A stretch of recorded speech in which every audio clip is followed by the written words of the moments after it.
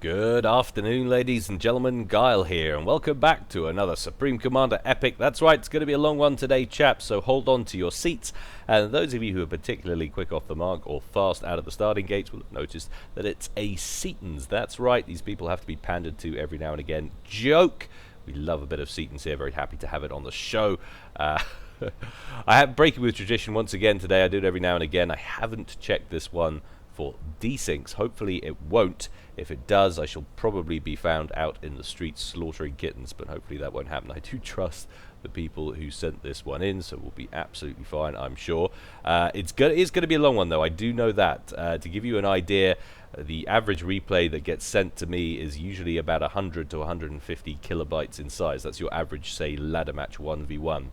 This one is like 1.2 megabytes. That gives you an idea of just how much stuff is going to be going on in this one. Hopefully not too much slowdown. Apparently it wasn't too bad upon watching it back. So, without any more of this retarded to do, let's go on over to the game zone and check this one out. All very exciting. It's Supreme Commander Epic Day. That's right. We all know how we're doing with the map of Setons. Let's take a look at the teams. We'll call this Team 1 up here at the top, and we'll call this Team 2 down here at the bottom. Going first for Team 1 rear air guard position, it's winner of this month's Amusing Name Award, Commander Can. Well done to him. He wins himself a tiny bottle of shampoo. And he's going Aeon in Elephantine Grey, opening first land. Of course, I believe, correct me if I'm wrong, because I always thought, okay, Aeon air factories, land factories, they produce engineers at the same rate. If you're going air position, why not just open air factory? Perhaps a pro would like to tell us. Is it something to do with engineers costing more power or something from an air factory? I don't know. There must be a reason for it, because I see Setons do it all the time. Anyway, so there he is, doing his stuff. Commander Can, well done to him. Secondly, for Team 1 over here at the Cliffs, it's Major Pluscat.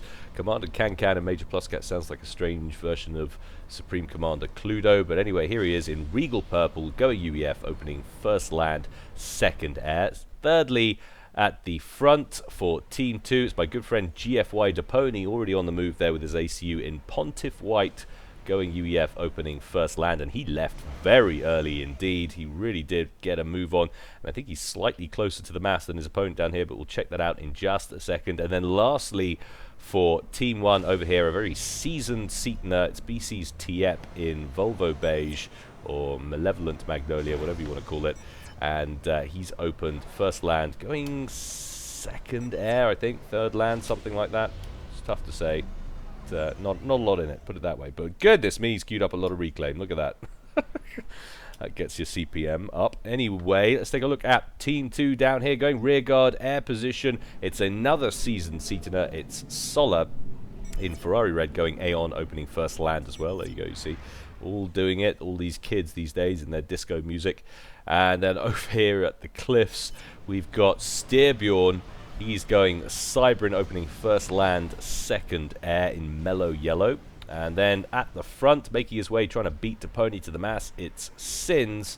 And he's going UEF in Hallyborange Orange, opening first land, and then going a ton of land factories after that. No surprises there. And last but not least, over at the beach, it's Gareth, winner of this season's non-interesting name award. Bless him. That's not that. If his name is Gareth in real life, that's fine. I'm not making that's a normal name. It just, you know, why not Commander Crazy Gareth of the Pink People or something? I've just insulted him, I'm sure of it. Never mind. Moving swiftly on, he's going Seraphim, opening first land, second air. So there we go. These ACUs in the middle. I should probably start again, but I'm not going to, because I don't want to. These ACUs in the middle, and it looked like Deponi got 2 of the 3 Salems there. I saw out of the periphery. It seems like you got one engineer to help himself to one, the ACU went to another, and also just getting to the mass a little bit earlier. We'll check to see who wins the mass game, the early mass grab in the middle, but Deponi really did leave very early indeed, so probably going to be banking a little bit more mass for his team. We've got interceptors out very early from Gareth, making their way over here, clearly looking to intercept the transport, which is on the way as we speak from Major Pluscat, trying to get to the side island down here. But those interceptors homing in on it now. That first one hanging a right turn and coming in. It's going to be close. Hopefully Major Pluskat is paying attention. Otherwise, he's going to lose 4 engineers in this. He's going to have to stop and drop them off into the ocean. This is good work from Gareth. This is going to slow up the expansion to that side island. The question is, does he have a transport laden with his own engineers? Not at the moment, no. It's a little bit of a shame, but it does slow these guys up. It doesn't prevent them from getting there, of course, because despite there being a lip, he can get in here and do a distance build up the side of that cliff and plonk a factory down on there, still grabbing control. But it definitely slows these guys up. Deponi actually yielding a little bit of territory here. He's down to around, what is that, 8,700 sins on around 8,300. So not a great deal in it between the two. But I think the main quantity of mass has been banked now. Let's take a look at how these guys did. Deponi scored 7,500 so far, and Sins 3,700. So Deponi definitely banking a decent amount of more mass for his team than Sins. Good job by him. And we got the expanding engineers en route from Styrbjorn, going straight for the side islands. Absolutely no interruptions there or impediments from Tiep. He's not willing to make a push for that himself. It's pretty tough at this level to actually grab those side islands. You really have to do some funky little builds and commit quite hard, and even then it can be quite difficult to hold, so it's not always worth it. Sometimes you're better off going for some delaying tactics. But there was a bomber coming in there from Gareth, clearly going after these engineers, trying to slow them up even more. Fortunately for Team 1, there were interceptors in the area from Pluskat who managed to knock that out of the sky. It's quite surprising that didn't manage to make it over, because there definitely seemed to be more interceptors, more air cover down here for Gareth than Pluskat, but they just weren't in the right position.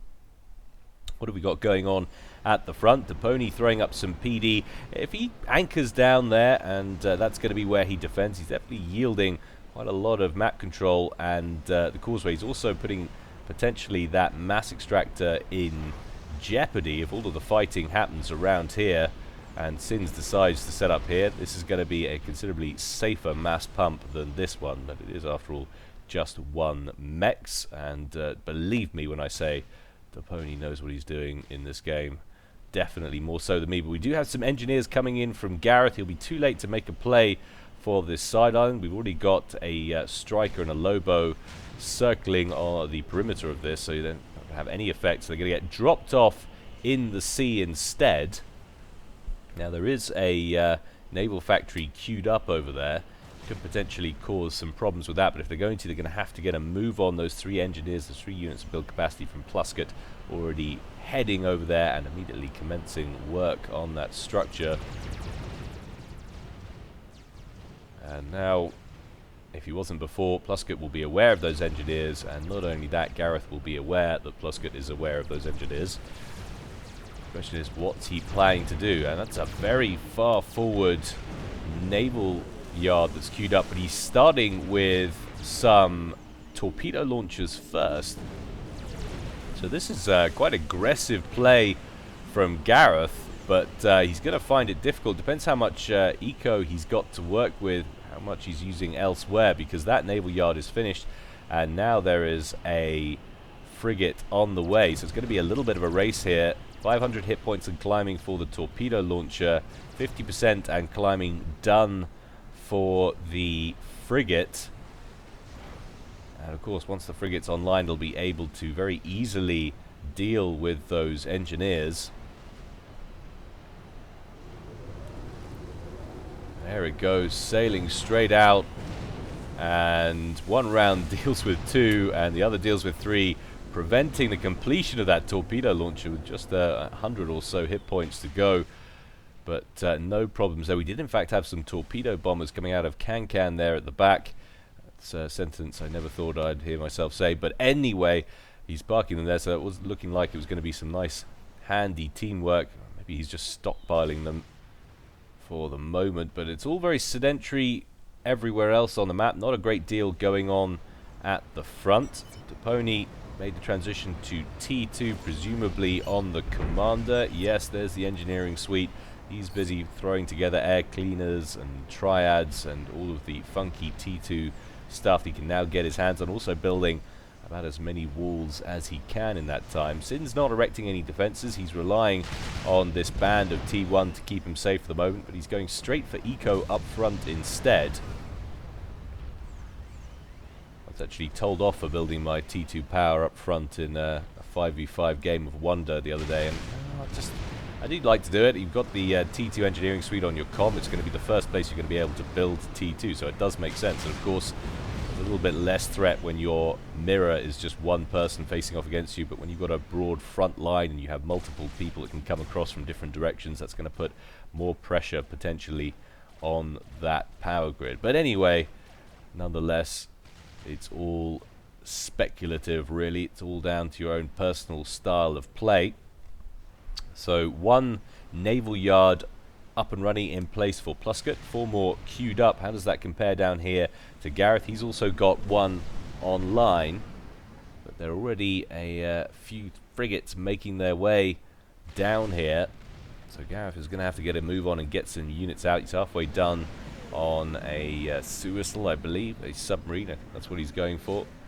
Always tough to tell with those thumbnail icons for the T1 Seraphim Navy. Lots and lots of good scouting work, though, out from both teams. Can checking out Solar's work out here at the back.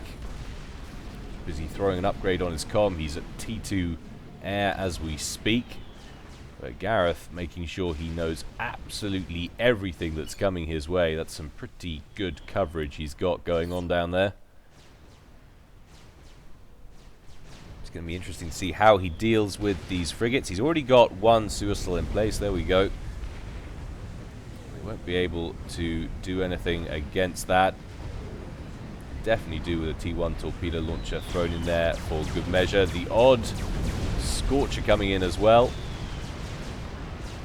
Dropping a bomb off on the naval yard, not doing a tremendous amount of damage. How much more is coming across the way? Now we're seeing some subs en route as well. 3rd naval yard online for Plusket.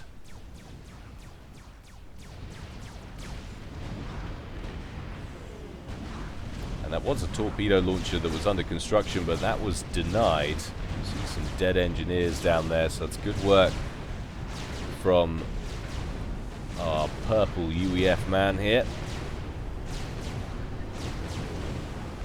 Garrett's still trying to get some torpedo launchers in play. Brings out a whole heap of build capacity, though, to hurry up work on those naval units.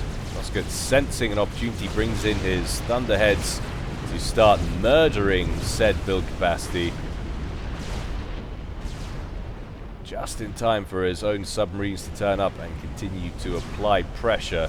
I don't think we're going to see a lockout here from Plusket. Gareth moves in with his ACU to continue the pressure by reclaiming that frigate. But still good pressure, and they've cut down the build capacity in this area considerably. That will definitely slow Gareth up. But look at this, TEP beginning to apply pressure now on the top pond. 2 fully laden C-14 Starlifters with what looks like Lobos on board. And he's going to make a split, one going towards the harbour area down here, the second one making a play perhaps for the side island, so he wants to cause as much damage as possible. Pings going out, that's now come on to the scopes. Can't drop those in the sea, of course. UEF got to make it onto land. 3 Inties homing in on him, though. Needs to get it off ASAP. Slows down, he drops. I think he's going to manage it. There they go. Lobos on the ground. And he didn't. He swung in, actually. He didn't go for the side island at all. So he's landed on 2 positions, 2 fronts around Styrbjorn's main base. And that's actually synced up with a torpedo bombing run coming in from Can there, harassing Styrbjorn's frigates in the bay. Going straight after the Mexes initially. Styrbjorn hastily throwing together Cerberus turrets in the main base. He's not going to get too stung by this. I think he's going to lose probably about 3 mexes. There they go. He might lose more than that. He's got these 2 fringe ones out here, and not a lot of ground units to move over that way. So that is a pretty effective little push onto Styrbjorn, who is currently top man on score at the moment. So nice work from Tiep, targeting his mirror there.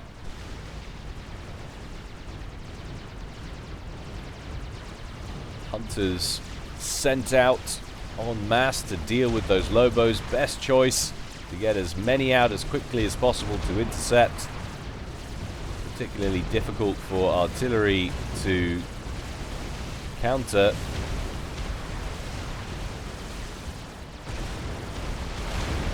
Need to be micro though, mustn't be standing still. It would definitely make sense for the Lobos to focus on that mechs, which they've done. So 1, 2, 3, 4, 5 mexes were taken out in that attack, and you can see that drops him down from top spot down into 3rd on score, and 3rd in terms of ecos still, though still ahead of Tiep. So Styrbjorn's been ecoing pretty hard in this one. Meanwhile, at the front, Deponi and Sins trading blows. It's Triad versus Ravager at the moment. Generally, that's quite a short tale of woe for the Triad.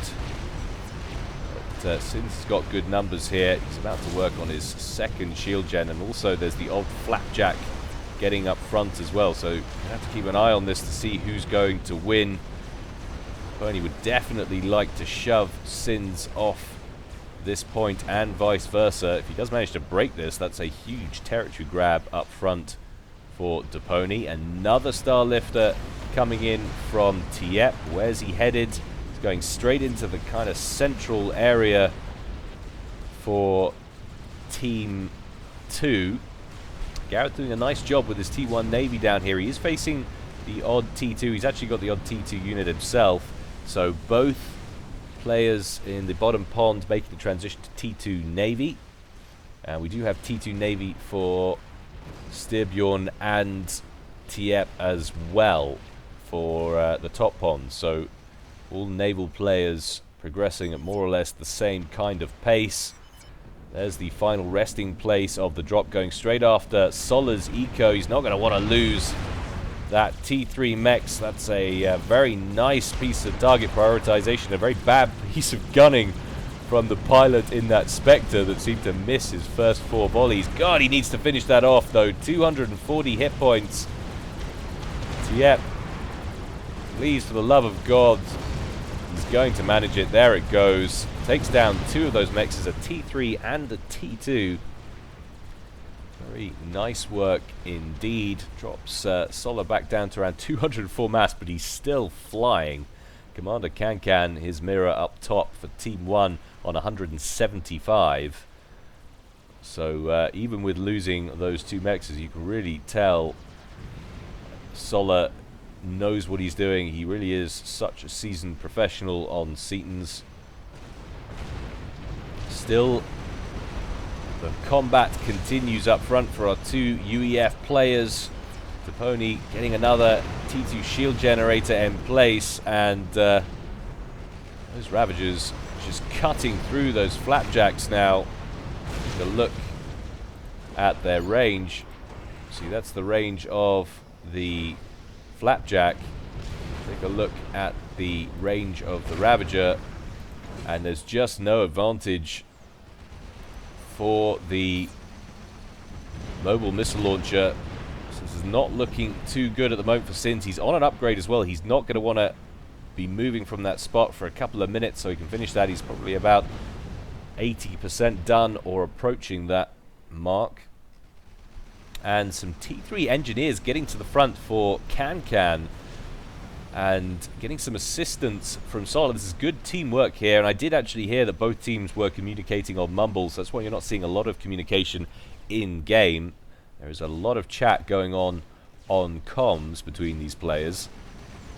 And that GC already 40,000 hit points, 41% complete. So that could be a very nasty surprise very soon. Team 2 jumping headfirst into the experimental phase on this one. But we're starting to see a build-up of ASS now from Solar, as well as the odd Spectre, which he just used to counter that last Lobo drop from Tiep. But there's already a decent amount on the field for Can.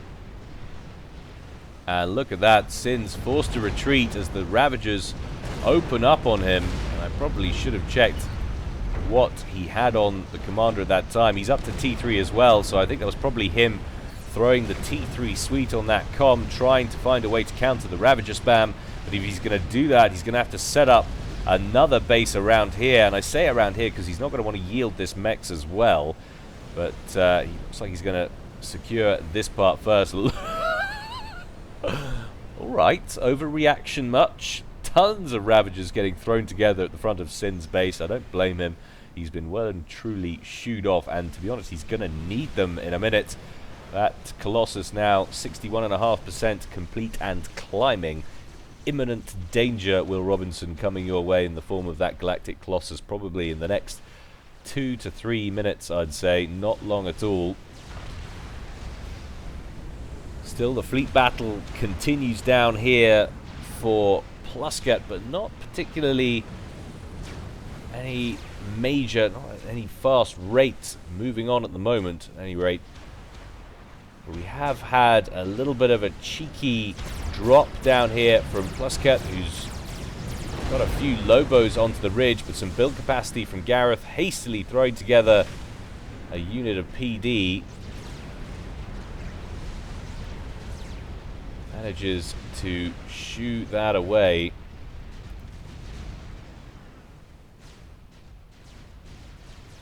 And now we're going to start entering the phase of the game where we're really going to start seeing the impact of the rear players as their air forces build up. Can electing to hover the majority of his ASFs over the top of Deponi to keep his teammate at the front safe. That GC 83.5%, 84% complete. And that looks like it's going to be an Omni up front as well, queued up for Can. It's going to give Team 1 excellent coverage of the battlefield.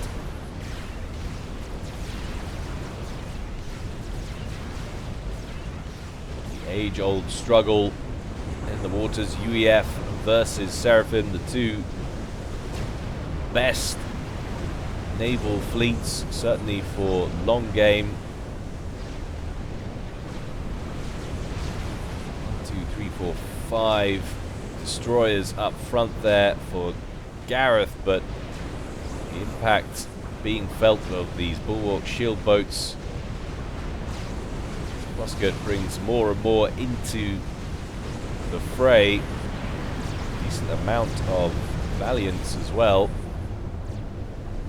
But very little activity happening in the top pond, at least at the moment.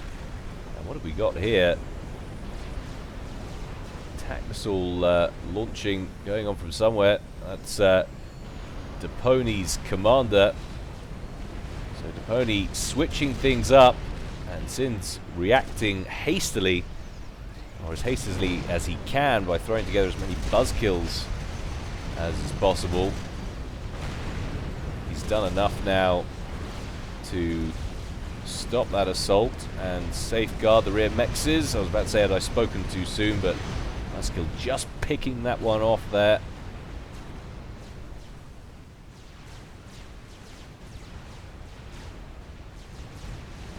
Tony wisely knocking out that one at the edge there. Was ripe for the kill. Where is that GC? I can hear it walking and I can't see it. Where have you gone, GC? How can I lose such a giant robot? Seriously, where are you? There you are. Elephantine Grey just crossing the threshold at the front of Deponi's base, who's also building Klinkams as we speak. Deciding he wants to cause even more problems for Sins up front, and this is going to be a major headache for him. The question is, how well is that GC going to do against Ravager spam, of which there is quite a lot? Sins, you probably want to move up. Now, are you paying attention? The first shield drops. I don't think he's aware of the threat. It's being pinged now as we speak. Sins still hasn't moved.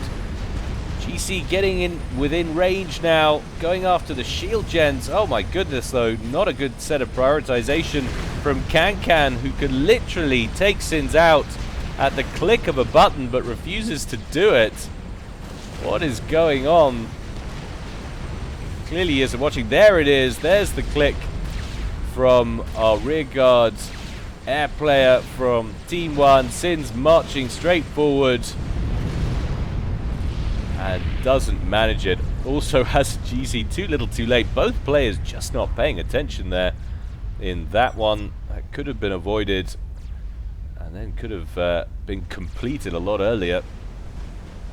Very amusing start, but Sins ejected from the game at the 22-minute mark. First player to drop out of this one. That puts Team 2 at a disadvantage. And full share is on. Can't believe it. Somewhere a fairy has died of terminal thrush. That will go some way to extending this game. That's probably one of the reasons for why it's so long, but certainly there's not going to be a lot less left in this area, I shouldn't think, and when that GC's done with it. But looky, what have we got here? Azar enters the fray from the rear reaches of Team 2's base, coming in for Solar, going to go straight after that GC. Scout planes or spy planes coming in to see that, and Can says, no you don't, and will not have that flying over my GC. Actually, maybe you're right, I'll turn around and head back home, because that's a lot of ASFs you've got there, Solar. And Solar cleans up from behind, nicking a good 5 or 10 ASFs out of the picture on that one. Colossus trying to get out of range, realizes it's futile, stops for a moment to pick off the last couple of structures, drops down into the red. Not going to be much he's going to be able to do about that one. The question is, how well placed is Deponi to withstand an attack from Azar? Answer is probably not brilliant. There's not a great deal that can, unless you're very well developed indeed, or you have a decent amount of air coverage. And it has to be said, Can definitely isn't ahead of Solar, and if he keeps diving in like that and pulling out and allowing Solar to get in behind his planes, he's not going to be in a good position to go toe-to-toe with him at all. Solar not moving that Tsar on as of yet, but we do have a little bit of naval play that's been going on in the top pond. There's been so much going on at the front, we haven't been able to focus on this top pond at all. Some nice work from these Barracudas from Styrbjorn, going after a lot of these T1 naval yards from Tiep. Tiep, though, is cranking out summits as we speak, so he's at the T3 naval phase. That is a chunky little fleet that's blockading the center of that top pond there, but in comes Can with the last of his ASFs, and I say the last, there's got a lot of them there, but there probably won't be after this engagement. Solar lets him off the hook slightly, but then goes chasing as Commander Can backs off into the bottom pond and over the top of Plusket's navy.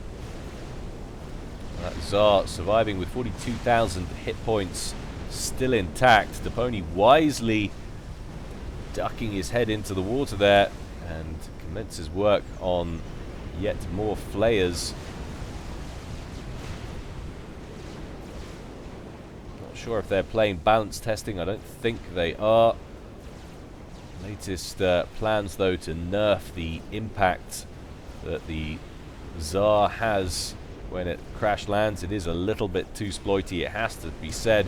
These Barracudas running circles around this fleet at the moment, and that is a lot of Salems as well, going after the Neptune in there as that ducks back under shield coverage. Tiep going to stroll forward. Sola not actually going to send that Tsar in. He's scouted this well, seen there's far too many SAMs for him to be able to get in, score a commander kill. He could open this up though. I guess he doesn't want to be dumping mass on Pony's doorstep either. I don't blame him. Never a good decision. And despite the presence of hefty T3, the Salems are doing pretty well against Tiep's forces here. He's got hefty T3, but that's only coming in now. His front couple of units are a little bit too isolated. So these Barracudas, the Salems, just cutting their way through these units now. The last shield goes down from that bulwark ship. The Barracudas primary it. And now this Neptune and this Summit isolated on their own. Just 10,000 hit points and falling on that battleship. Battlecruiser to succumb to the fire first. That Summit trying to get back under shield coverage, just doesn't make it. And now that rescuing bulwark boat gets taken out as a result. Nice work from Styrbjorn, causing Tiep some problems here. Still a couple of Barracudas going after those extra T1 naval yards. So great work from him. There is me waxing lyrical about Seraphim and UEF fleets. Styrbjorn showing just how potent a T2 cyber navy can be. Well aware of that. Sola coming in with his Tsar going after Plusket's fleet, but another wave of ASFs shaving hit points off that experimental from Kankan. Doesn't get a second run. Yes, he loses a lot of ASFs, but if he can protect this fleet, it would definitely be worth it. How are we looking in here? There's the odd cruiser. There's a couple of cruisers in here, but not ridiculous amounts by any means. The Tsar opens up on this little band of destroyers up front. 35 kills to its name so far. That's translating to 2 stars. So 3 more chunks of HP potentially to recover. But the fire coming off the cruisers just too much. And that is the end of Sola's Tsar. And it's not in friendly waters either. You can see build capacity for both Gareth and Plusket racing in to get that, but definitely Plusket in better position to secure it. He's got a lot more firepower in the middle there than his opponent does.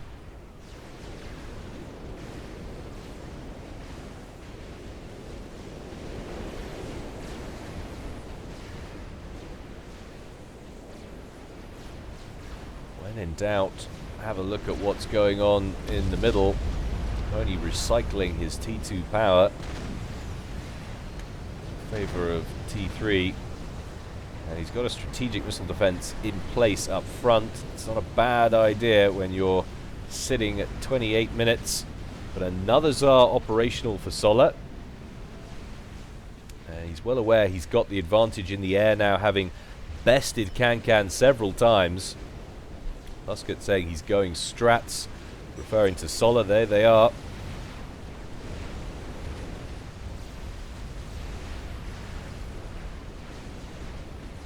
And it looks like Sola is going to have another crack at this navy. And not before time either, because Plusket now threatening the harbour area very badly for Gareth. Couple of T2 torpedo launchers in play, but they're not going to last very long against that governor fire. One down, another soon to follow. And that Tsar can't get here fast enough. Back comes Plusket, not wanting to risk it. These core mexes in Sola's hands, almost all at T3, these once core mexes belonging to Sins. Look at Sola's eco, he's running 458 per tick, outstripping his mirror Kankan by a considerable margin.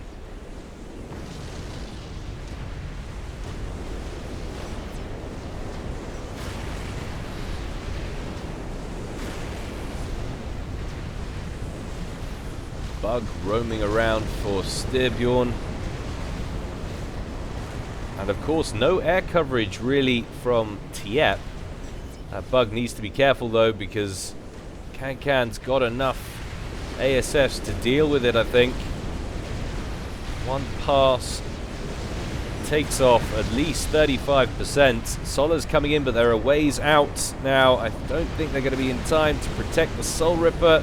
It's taking a lot of fire. It's down to around 33%. Solar's coming in. Kankan won't switch. He'll be very happy to sacrifice all of these ASFs, which he'll manage to do in order to kill off that Soul Ripper. Down it goes. Still, Solar remains on top, but what's interesting is Kankan is still able to dispatch these flying experimentals. So despite the fact that Solar is entirely dominant in the air, Team 1 still managing to dust off these units that might just get them behind in the game. That Tsar lost 40% already. And now we've seen a considerably large increase in the amount of governors, the amount of cruisers turning up in Major Plusket's fleet. Well aware of the air threat. Wants to keep those boats as healthy as possible. We do now have sub-hunters in play for Gareth. There's so much shield coverage. Possibly think that a couple or even a handful of them are going to turn the tide in this one. They really need is a nuke landing slap bang in the center there to clear this up. Meanwhile, top pond, Tiepp fought his way back into the middle quite nicely.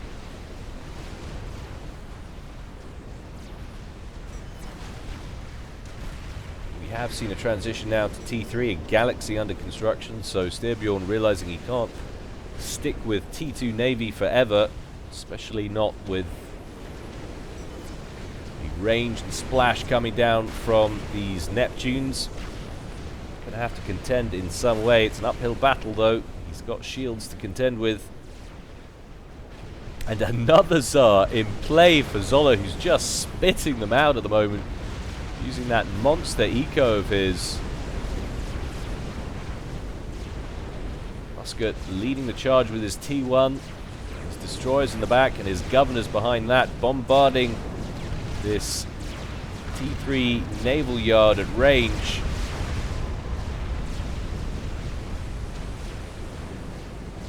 Kankan coming in to try and defend as best he can, but look at the amount of shockers as well. Solar not able to split them up though. All of that splash going to waste in just one place. Needs to be so careful though. Doesn't want to lose them to outrageous governor fire, which of course there is. All this time, Solar sitting above a huge quantity of cruisers.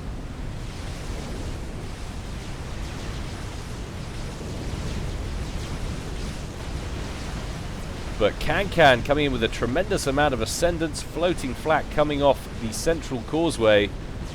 Tsar's coming now in to do their part in this. Musket still has 7 cruisers in the vicinity. That's still a lot of anti-aircraft fire. One of the Tsars down to just 5,000 hit points and falling. In come the last few ASFs from Kankan. Surely they'll be able to finish it off. There it goes, a nice kill there from Kankan. Solar just unable to get the penetration with overwhelming air power, but he has managed to push Plusket back. That has bought Gareth some time. A Luminar of NGs coming out now from Solar to reclaim his Tsar wreck, which now thankfully doesn't disappear anymore.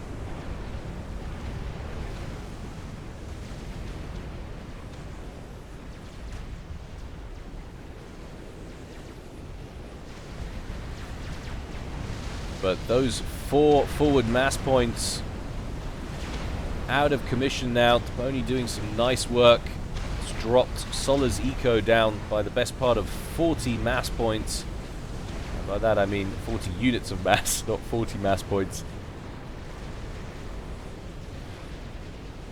A lot of strat bombers, and you can see we're running at 0, but we're actually running at -1. Strain beginning to be felt by the huge quantity of units on the field. Just 32 minutes into this one so far.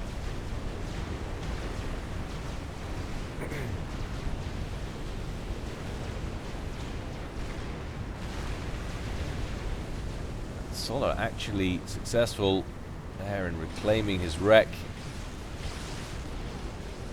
Although there's a couple of missiles tracking, looks like they were actually going after those hover tanks from Gareth, who are going to get in there and start working on some of these engineers for Plusgood, who's been repping those, or that wave break, that T2 torpedo launcher for Aeon belonging to Can.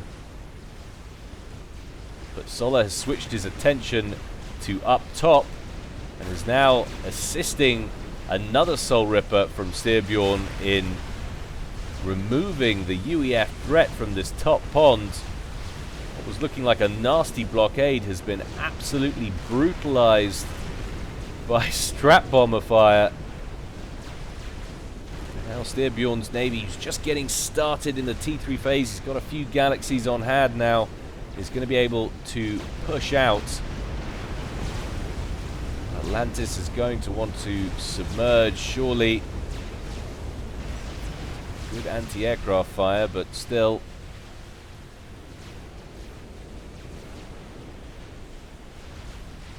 Team 2 doing a fantastic job despite losing their front player.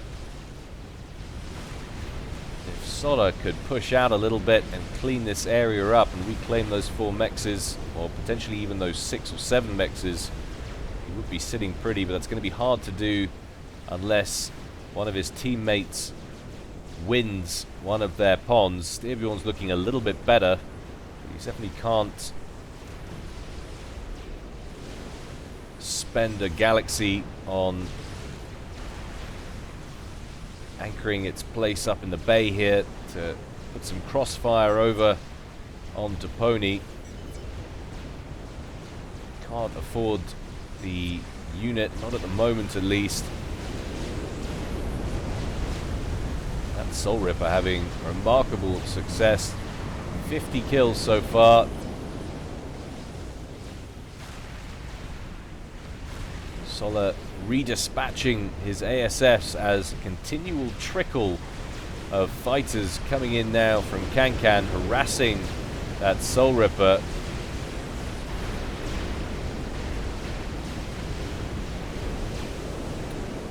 Atlantis taking an absolute kicking.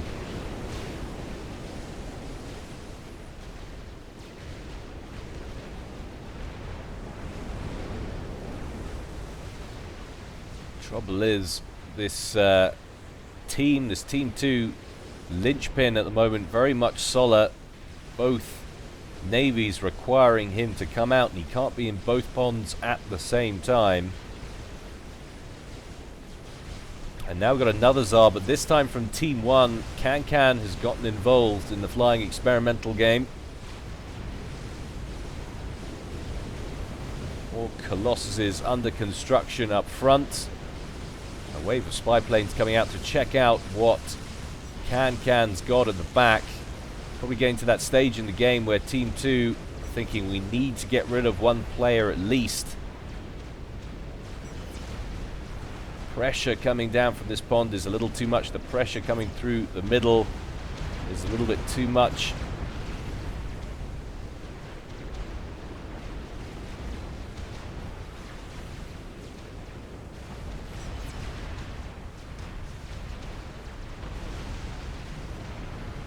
Looking for Tiep's commander, see if he's anywhere remotely vulnerable to a strat bomber run. You wouldn't expect him to be. Those strats heading home anyway.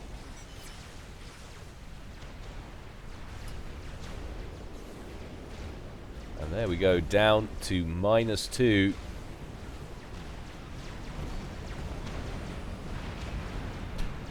T2 torpedo launcher guarding Zola in that little pond in the middle there.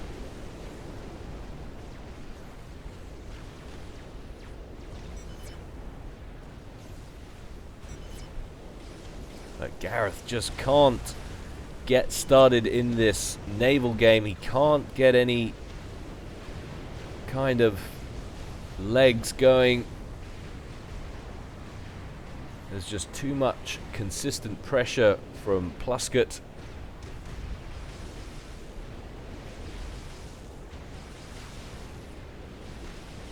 I hate to say it, the work that's been done in the top pond against Tiepp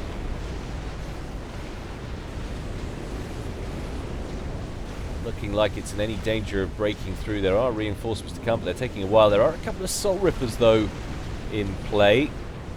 Utilized well, they could cause some major damage. They could punch a hole in that torpedo wall. That wall of torpedo launchers. Be able to get some penetration with those ships, but in comes Can with his Tsar. Solar straight on it.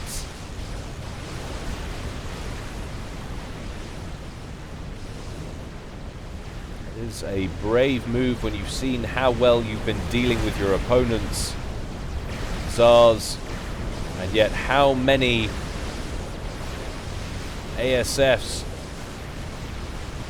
your opponent's got, how far behind you're in the air game to bring one out. Put it on the front line. Oh, Solar, kill it off. Kill it. Just manages it. ASF's forced to come over the top of Can's wall of ascendance. Some nice play by Can. Loses his Tsar, yes, but not in any place where Gareth can get his hands on it, while at the same time depleting Solar's air force a little bit. My god, that's a lot of shockers. How many strap bombers does Solar have? He has 59. He's got a ton circling down here as well. He's waiting for an opportunity. The pony's ACU looking pretty vulnerable right there. If you can get a few T3 torpedo bombers in there, Serenities.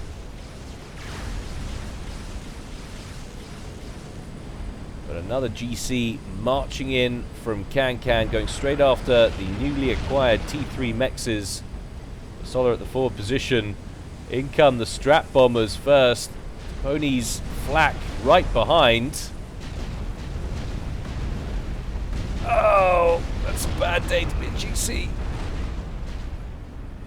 In one pass, and they emerge virtually unscathed as well. Solar saying thanks for the mass. Well, they did brush aside a couple of T3 Mexes with it. But now all of this flak unable to fire back. Solar marching in with this little band at T1 he's got set up at the front. The pressure coming from purple in this bottom pond, just relentless. Gareth still unable to get a foothold in this game. Building banks and banks of artillery on the beach, never a good sign.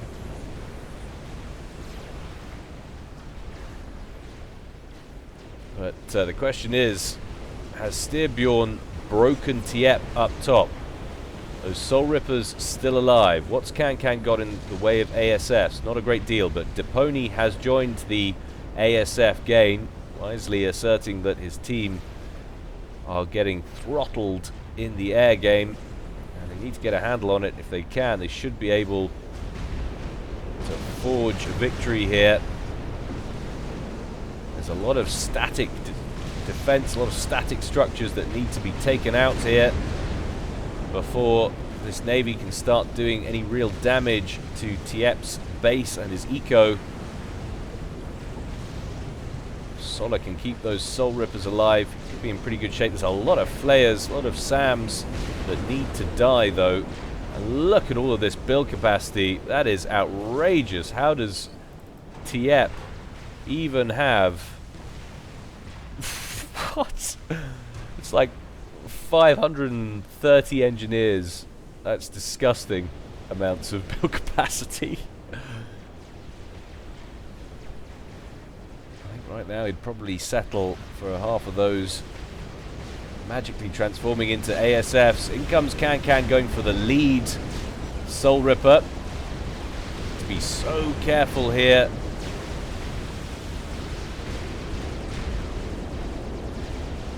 Doesn't want to lose those Soul Rippers. They're going to be so devastating if they can kill off all of this anti-air. Solar tidying up Can's ASFs as quickly as he can. Pony coming in to join the fray from the right.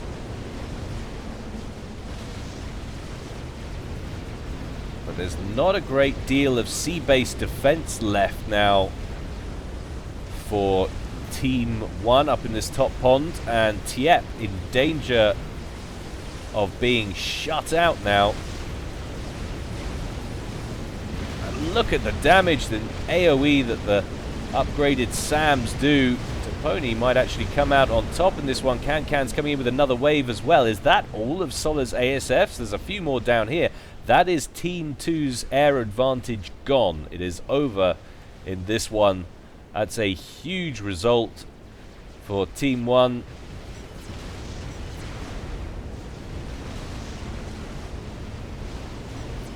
Yep, saying it might have come too late, however. Musket saying he's getting somewhere, looking like he might finally break Gareth, so it's a real wheeling motion. The only real variable, of course, is the fact that there is no middle player, and that leaves Solar to fight the air game and contend with any pressure coming down the central causeway. Now Can operating with virtual impunity against these Soul Rippers. The first one taken out of commission, 37,000 hit points left on the second. It's desperately heading for home, trying to get under some kind of defensive cover. Don't think Can's going to let him off the hook that easily. Will of course drop into relatively friendly waters, so Styrbjorn will be able to get a portion of that back.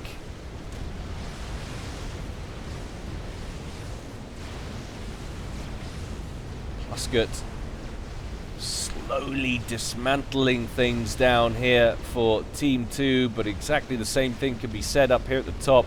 These Barracudas just sitting in the bay here, popping naval yards and destroyers as they emerge from the dry dock. Even though it's not a dry dock, they're built in the water. The wet dock, there we go. Surely that's just a dock, you know what I mean. And the Pony joining the experimental game finally with his own. Some fat boys queued up in what is one of the most outrageously well defended central causeways I think I've ever seen in a Setons game. That is a lot of anti-air, a lot of Ravagers, and a lot of shield coverage.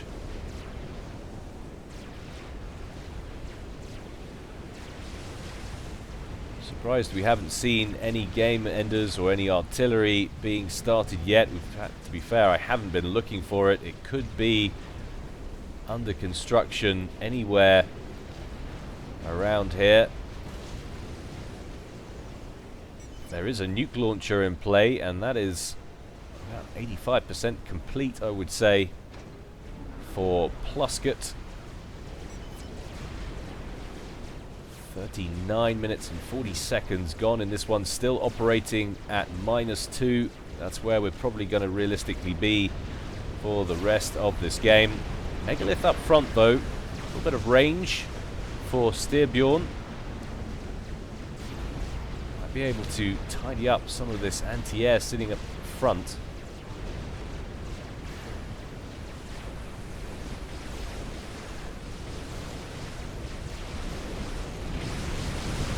Shockers coming in for a pass on one of the forward summit, but there's so much anti-air in there now. Half of them get creamed in that first pass, more than half in fact.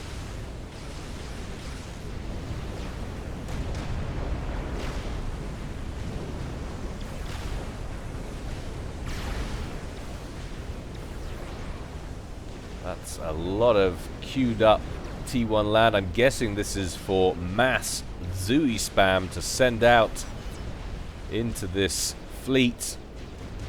If all else fails when your Seraphim build artillery. A whole wave of those strats getting caught there by Can. Solar rectifying his air issues incredibly quickly. He's going to tidy up that forward band of ASFs. See if we can discern how many ASFs we're up to. So we've got 33 for Deponi.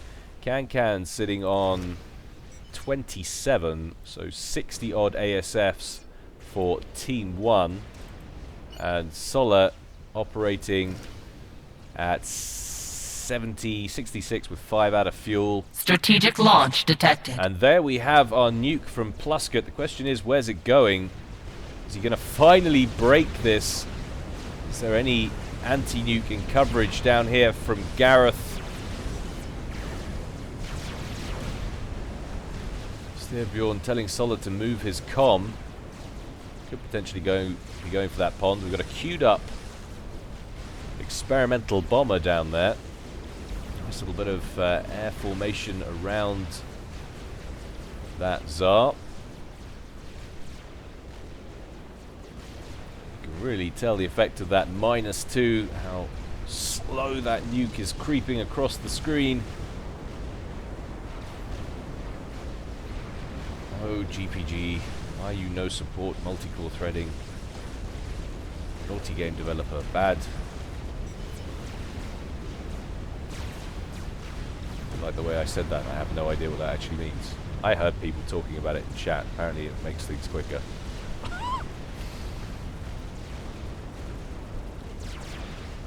I haven't been able to see any kind of anti-nuke as yet, and as that nuke turns, becomes evident there isn't any. Gareth has got his ACU out of the way, but there goes his frontline defense. That whole bank of artillery that he's been working on tears a giant hole, and Plusket's surely going to be able to move in with his fleet now and take out these last naval structures. Gareth has been trying to re-establish himself down here, but there's nothing down here at the moment to stop Plusket coming straight down there and killing it all off.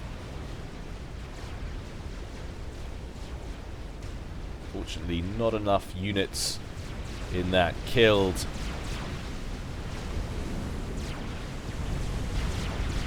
To deal with the slowdown in this. Support commander going pop there as it eats a wave of summit fire.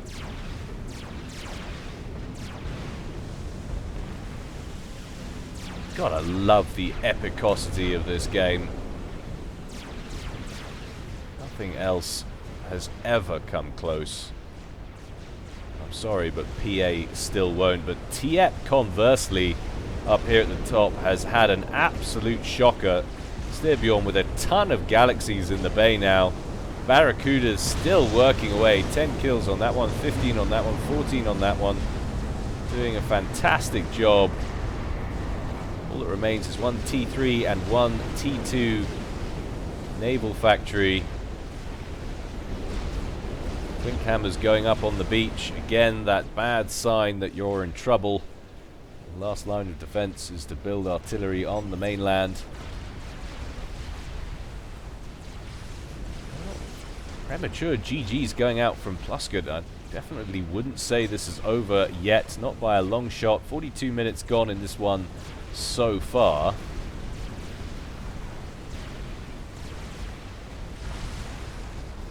All I'm seeing is queued up experimental bombers from Gareth, but then being cancelled and placed somewhere else. I guess he's trying to get the most efficient placing for his build capacity. And there we go, a Scathis under construction from Styrbjorn. We haven't taken a look at Eco in quite some time. Solar way out front on 459. Actually, no, Styrbjorn way out on front on 512. And another nuke coming out from Plusket, who is reeling these off incredibly quickly. That is outrageous. Where's this one going, I wonder?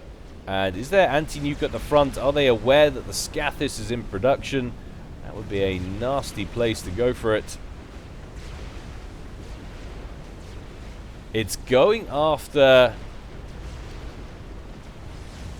the naval production center for Styrbjorn. That could be quite crucial, but perhaps a little bit too late. Personally, I think that might have been a better place to nuke. Because Dieppe isn't going to be feeling the effects of this nuke for quite some time. There's still a lot of ships en route. If you can buy him some breathing room up front, he might be able to keep Dieppe's naval play involved. That personally would have been my target of choice.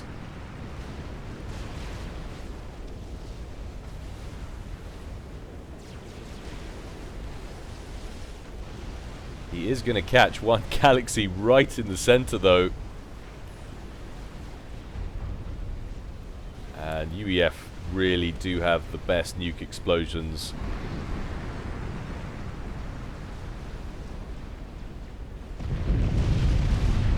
Boom, baby! As 3 of those bite the dust. We have got a strategic missile submarine coming out for Styrbjorn as well, so he's wanting to join the nuclear race. Surprised, now he's just been hit by it, but looky, another Tsar on the field for Kankan, coming out and going straight after these galaxies, which find themselves lightly defended. There are a handful of sirens.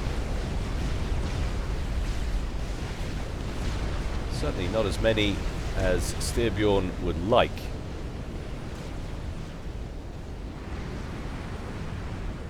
I think it's fair to say Solar has got right back in this one with his ASF production. Deponi, though, pretty dangerous in the sky now as well.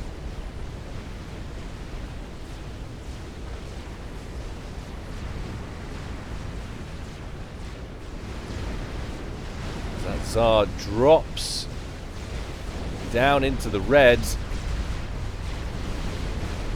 Really are tinfoil. The meeting of the two opposing Tsars. As Kankant is knocked out of the sky, it is going to land right on top of a couple of the cruisers and take them down with it. That third one surviving just barely. But Solar getting in amongst Kankant's defending ASFs and literally shredding them, and now getting in behind them. He could turn now and get on Deponi.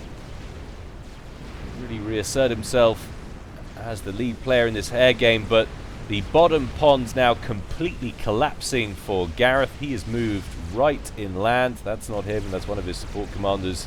He is way over here. And what? Starting production on an experimental missile launcher. Are you kidding me? Haven't seen one of those even started, and I don't know when. I don't know if I've even ever casted a game where one's got... I think I've casted one game where one got started. I've never casted one where one got completed or one got to fire a missile. So that's going to be interesting to see if he actually manages to complete that. I suspect he probably won't. Team 1 have been scouting pretty regularly, and the minute that that gets discovered, that will be priority target number 1, because that and the Mavor, you let that get Strategic online, launch detected. and quite frankly, that is game over. Another nuke coming out from Plasket, who's got 2 nuke launchers working in tandem.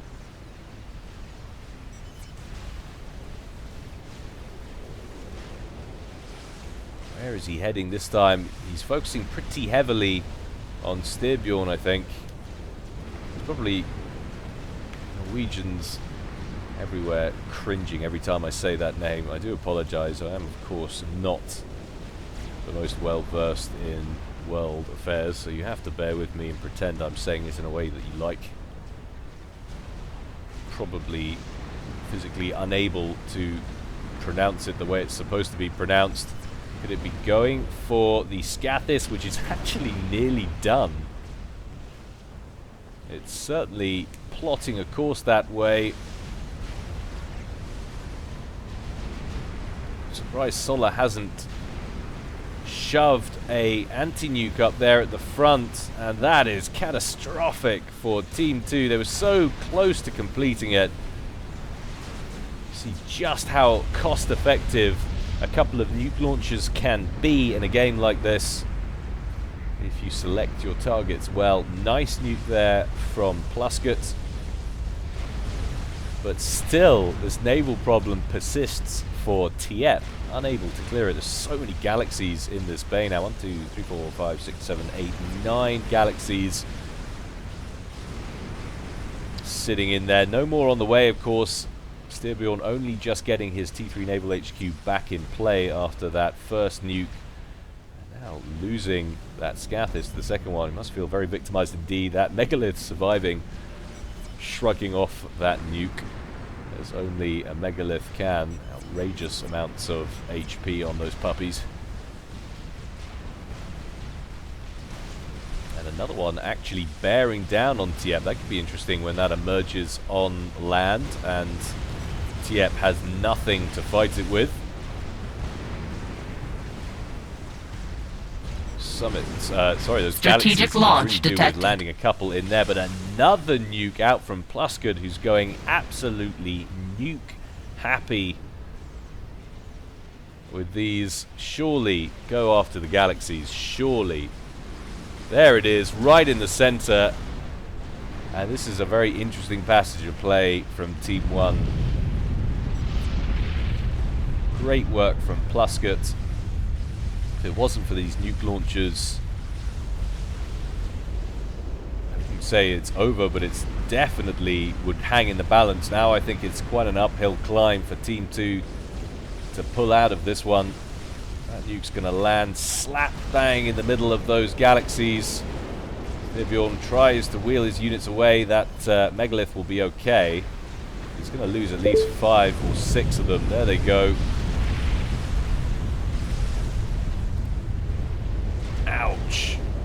Strategic missile submarine. Okay for the moment. Actually using it, I think, for its tactical missiles, its cruise missiles. Solar going hardcore into the land game suddenly. 4 GCs operational. Could he be thinking about making a play on Depony? He's going to need a lot of GCs. That's a lot of Ravagers up front and a lot of shield coverage. And there is indeed a Duke under construction now for Depony, and nearly completed. 14,000 of 15,000 done. Can't dip into the water easily and come out in the center of all of this with those GCs. The cliff edge runs right almost to that shield coverage.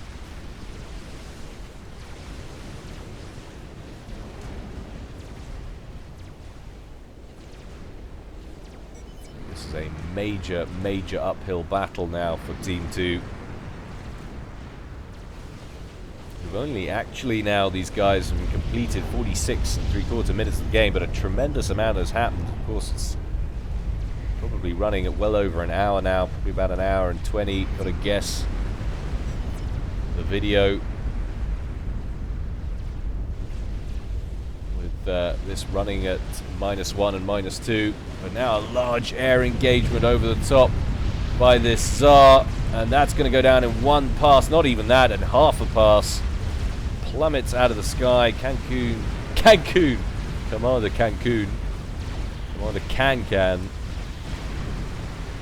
losing another flying experimental, and yet more ASFs. But now Plusket has got involved in the ASF game. Everybody ganging up on Solar as best they can. Team 1 harmonious in their team play. It's going to be very interesting indeed. There are a couple of flayers from Depony adding fire into the mix here, making life more difficult for Solar. Solar's going to back out slightly. He's had enough of all of that anti-aircraft fire. Styrbjorn getting involved finally in the air race. Gareth, have you abandoned your experimental missile launcher? That is the question. No, he hasn't, and it's got a long way to go. And that's using very little mass indeed, on 89 mass per tick. That's going to be a nightmare trying to complete that.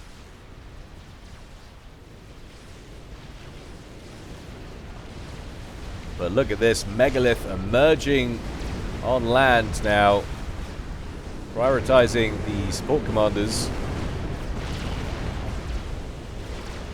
Definitely wants to take out the quantum gateway, wants to take out the fusion reactor there. Yep's comm way up here.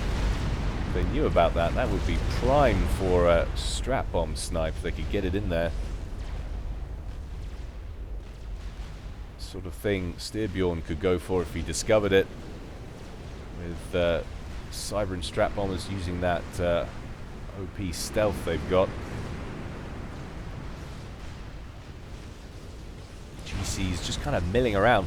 5 of them now up front for Solar, but he's got to do something about this fleet. Just think, if they'd had one nuke launcher operational, they could have dealt with this by now. One nuke or two in the middle of all of this, and this problem goes away as long as you aim it correctly and manage to get the kills. But Styrbjorn and Solar making full use of Kankan's wreck there.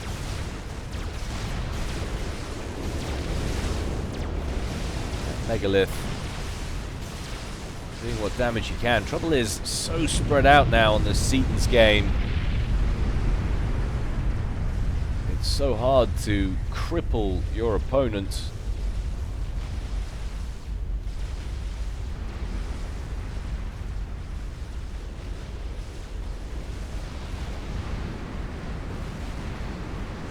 Earth are those GCs heading? They're just going to back up further over here. I suppose it's impossible to contend with all of that governor fire coming from the bay down here. We've also got Fat Boys sitting at the front of Teponi's base now, making any approach even more unpalatable.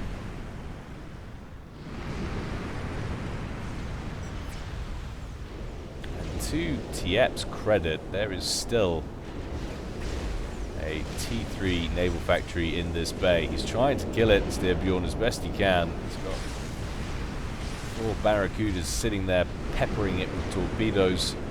A couple of Galaxies now training their fire on it.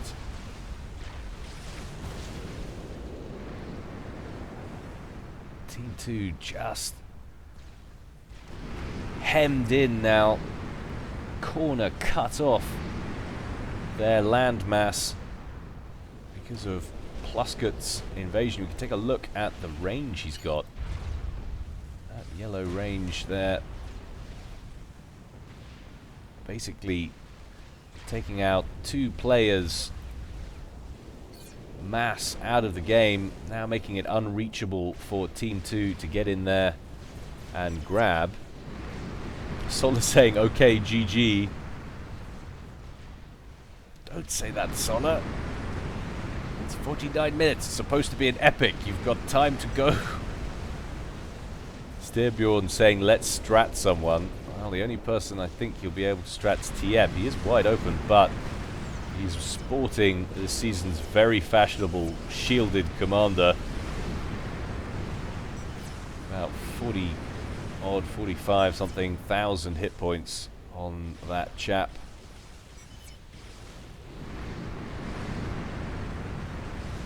Getting T3 artied until they lose air. That's right, the Duke now operational for Teponi. Second one on the way. Where is he going for is the question. And for the forward units.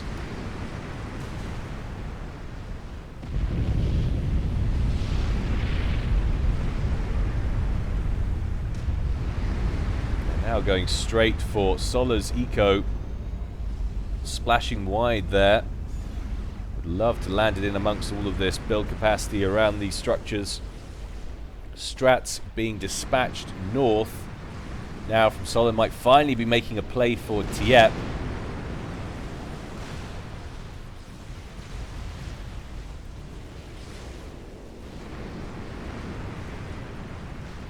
And you think, well, that might do if Tiep crumbles and all of this dies out. Remember, it's full share, so it will be dumped into Plusket's hands, which doesn't necessarily make life any easier for Team 2.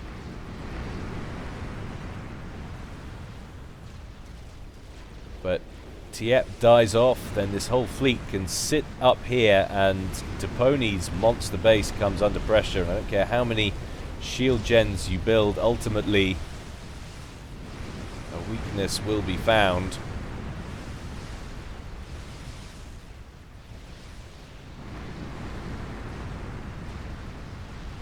Another artillery shell coming in from Deponi. Where's it going to land?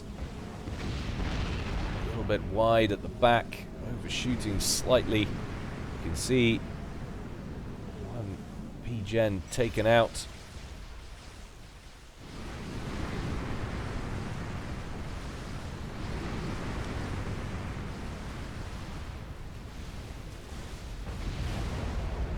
Landing slap bang on top of that mechs this time. Taking the mechs out, certainly destroying all of the storage surrounding it. And another Tsar coming out for Kankan. And that actually is probably going to be enough to kill the pressure from Styrbjorn. What's left of it, there's not a great deal of naval pressure left. 3 galaxies. That's about it, but a lot of strategic missile submarines not being used for their strategic nature, however. Just going straight for attack missiles instead. And those GCs taking the widest tack, I was wondering if that's what they were doing. Solar has marched them all the way around here and is probably looking to bring them up on the banks of this causeway and go straight for Deponi's base, but that's a long time coming. That's a long march they've got ahead of them. In comes Solar to go straight after that Tsar. There's so much flak in here now. Now he's also supported by restorers. He's got a few ASFs of his own, but the tin foil armor of the Aeon just doesn't hold up. Tsar drops out of the sky.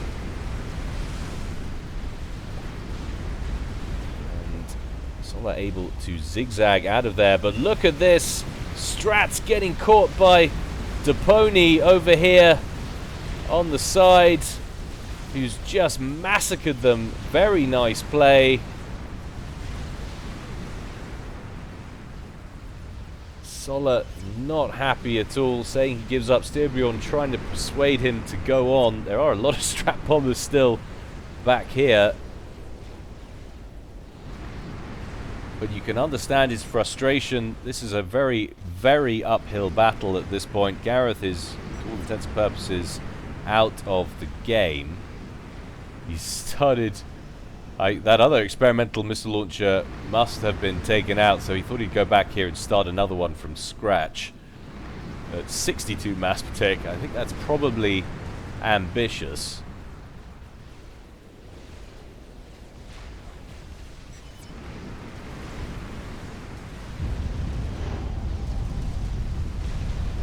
And Solar calling it GG, Control K-ing his comm, is going to bow out. I wonder if Styrbjorn's going to fight on. I hope he does, because 52 Strategic launch detected. does break my rule about what actually is an epic and what isn't, but whatever. This has certainly been a long video in the making, running at this speed, I'm sure of it. Sea-based nuke this time from Plusket, coming over the top of Deponi's base, going towards Styrbjorn's stuff. Styrbjorn now with an outrageous eco, 818. Now he's the sort of guy who could get an experimental missile launcher done if he decided to do it, but I doubt he will. Boom! Taking out a huge quantity of build capacity, stationed in the middle of that top pond around a forward manufacturing facility. Those GCs now just lined up in that bay. Surely send them in. Send them against the pony.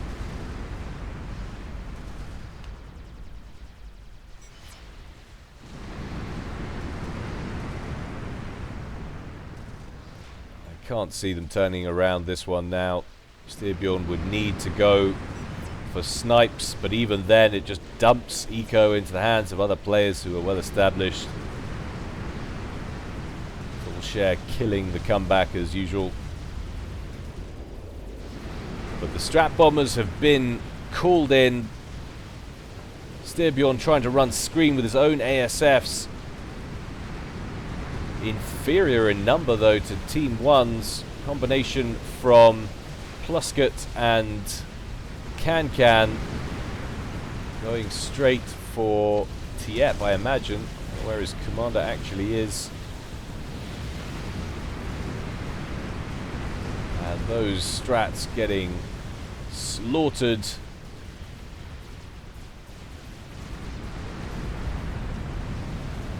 En route, forced to turn around. Might as well have just carried on. They're not going to get anything done, I suppose. They do keep these ASFs over the top of those ships, but still be able to do a great deal with that. Styrbjorn's eco already dropping down 794. This is now a mountain to climb.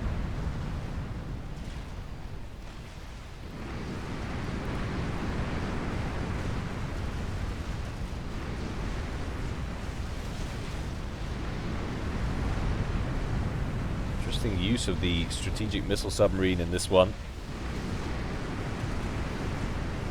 A lot of talk on the forums about that unit and a bit using it at all as a kind of a cruiser style vessel. Three people saying it's good for sniping up the odd mass point, but otherwise you should go for it. I guess it's slightly different in a Setons where resources are more abundant and only actually losing fusion reactors to these missile submarines, so they're definitely playing a role at the moment.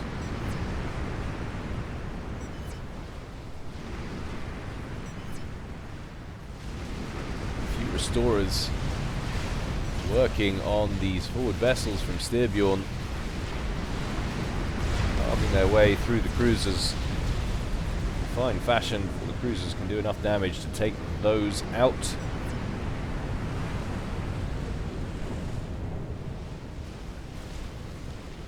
Get safely underwater. 3 nuke launchers now in play for our purple UEF player.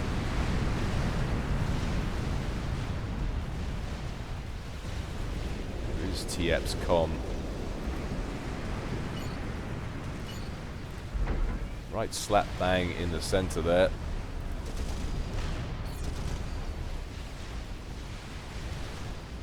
But not that it's going to matter. There certainly isn't enough strats left on the field after that last engagement.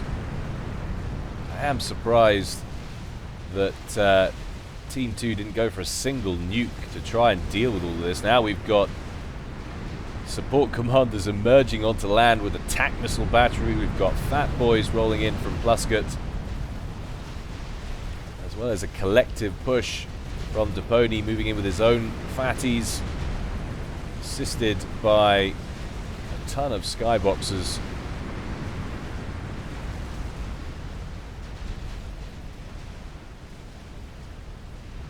And still this rear base continues to be peppered with long-range Duke fire.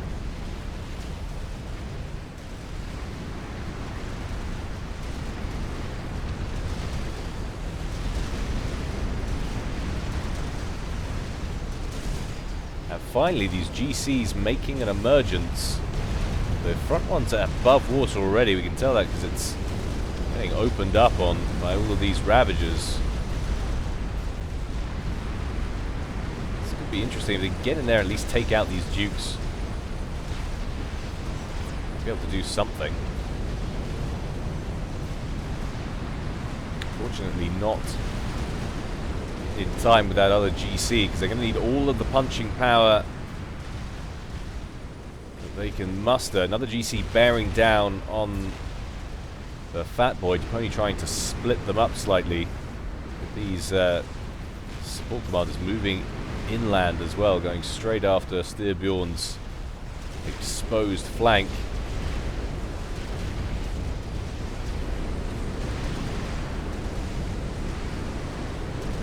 And furious pinging going on top of Deponi's comm. Deponi, of course, with that personal shield.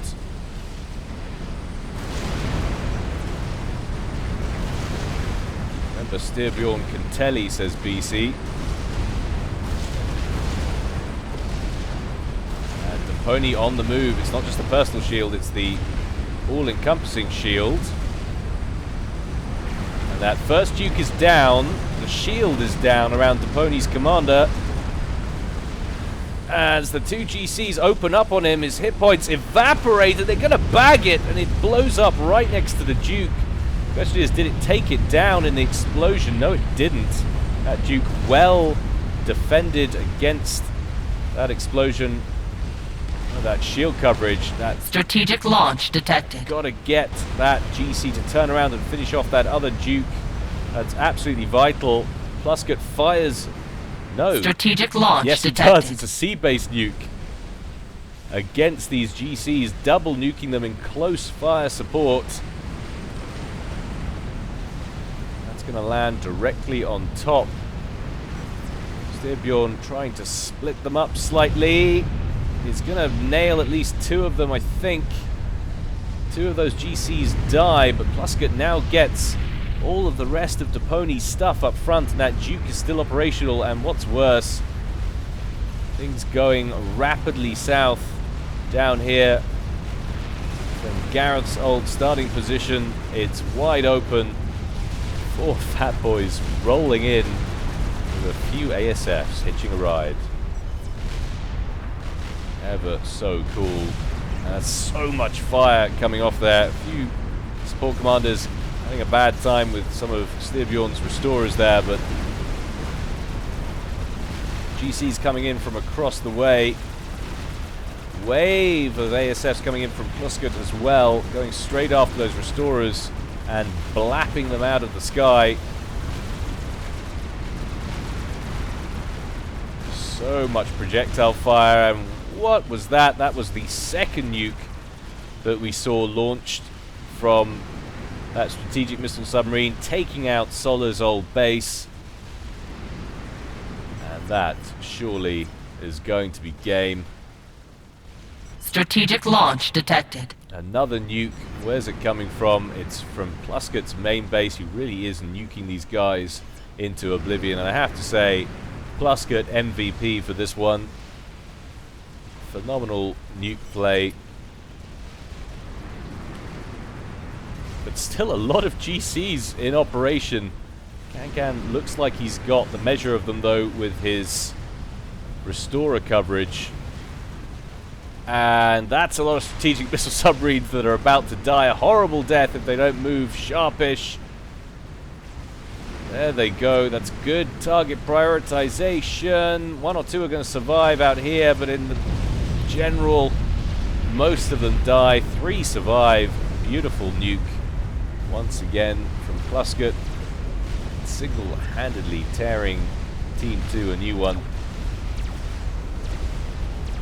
Another crab emerging in Tiep's Bay. Tiep having made any re-entry into the naval game whatsoever. And it's interesting that these GCs are all electing to wheel towards Tiep, who's been pretty comprehensively beaten down. That's a tendency to happen. You're facing off against one player and you want to complete that conquest before moving on elsewhere, but Plusket is the guy who's been causing all the problems. There goes Gareth's ACU right down at the bottom. I wish I could say I was paying attention, but it wasn't like that was going to change the course of the game. Certainly not at this point anyway. And now these Fat Boys rolling in to Styrbjorn's southern flank. Just 20 seconds of gameplay needed for us to accomplish our epicosity, our status of epicosity. And there we will manage it. Strategic launch detected. Another nuke out from Plusket, going straight after all of this build capacity, this time in the top pond for Styrbjorn. GC is taking a lot of T2 gunship fire from these Stingers from Plusket. Left over perhaps from the Pony's base. Tough to say, might have produced them themselves. Now these GCs have wheeled around and look like they're going in the right direction, but they've got a lot to contend with on their route in. Strategic launch detected. Be very surprised if they manage to get all the way down in here. And there's also a ton of Ravagers being erected in Plusket's base. That nuke lands. Another nuke out from the sea-based deterrent. Doesn't really apply in Subcom, does it? People just fire their nukes. Don't worry about being counter-nuke. They're not really deterrents at all. Plusket with so many nukes now, he can just afford to systematically nuke every major pocket. Where is Styrbjorn's ACU? He's in this bottom pond down here, but his base is about to get shredded as these fat boys roll in. Power grid now under pressure. That's going to be the end of his eco. We have passed the 1 hour mark. So nicely done. GC's petering out up here. Strategic launch detected. Another nuke off from Plusket.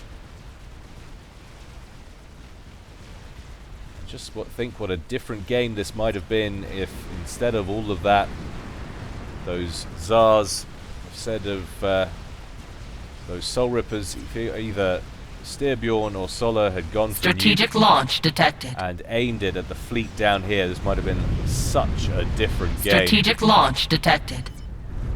Outrageous nuke spam coming out from Plusket.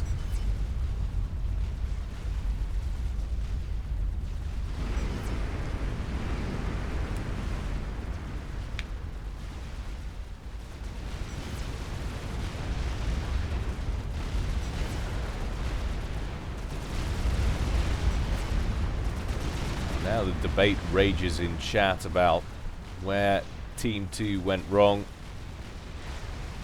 There's so many variables in a game like this.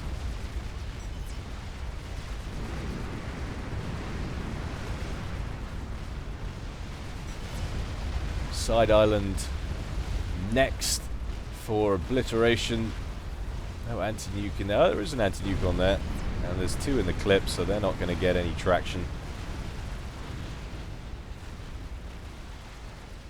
Styrbjorn determined to see this game through, and honestly I wish more players would. It really frustrates me the amount of games I decide not to cast with pros in it because they lose a T2 unit up front and decide they know the mechanics that well that they understand it's a struggle to carry on. They're unlikely strategic to launch win. Detected. And as a result they just seemingly quit in the middle of a battle, and it's very irritating to watch. So kudos to Styrbjorn for staying the course at the end of this one, at least for the moment.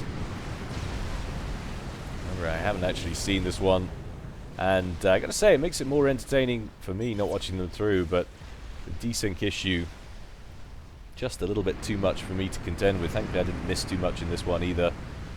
Subcom is ever so much more complex than StarCraft, thus making it harder to cast for fear of missing key bits of information.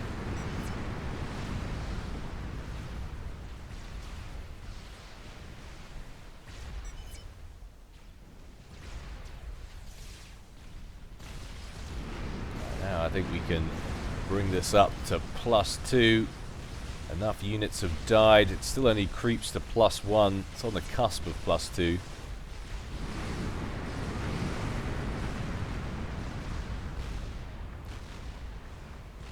See how long it takes for Plusket to decide to send a nuke into this pond. I'm actually sure if one nuke would do it.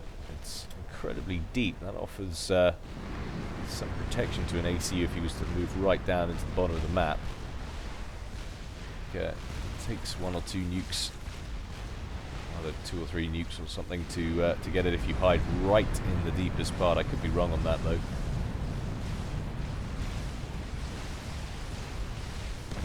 Finally, this forward base is, to all intents and purposes, destroyed. Pony had anchored it so well. A couple of galaxies just dismantling it over time.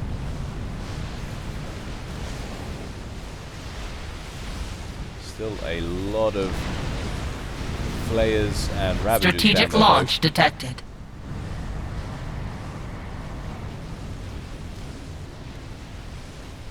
Strategic launch detected.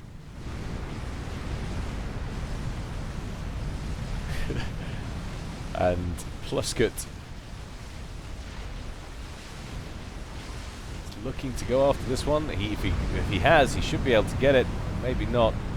That nuke defense could finish any moment. Looks like the land-based nuke is going for it. Sea-based nuke taking out those 5 naval yards and a bunch of build capacity. I think his eco is just too taxed at the moment for him to be able to complete it. And there he goes. Another 4 T3 mexes bite the dust. And that is officially the end of Styrbjorn's eco. Sitting on 38 mass. That's fair to say that's from this T3 mex and strategic this launch ACU, and detected. that's it. And there we have it, a nuke planted straight on top of Styrbjorn, who's valiantly building harms as we speak to try and keep any sea-based units out of his pond, but it's not going to keep a nuke out. Strategic launch detected. Overcome some solaces as well.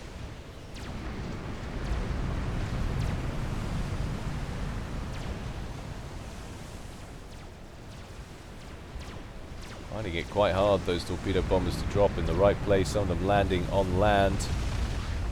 Going after the harms as well, not even going after Styrbjorn's commander, but overcome the nukes, and 2 just to make sure. Boom, baby! 1 hour, 6 minutes on the cusp of game to Team 1. Very nicely played. A little bit one-sided, perhaps. It didn't look like Team 2 were ever about to get back into the game, which is a bit of a shame, but I hope you enjoyed it nonetheless. Still an entertaining one to watch. As always, more to come from me in the future, chaps, but in the meantime, stay well and stay safe. This is Gyle, signing out.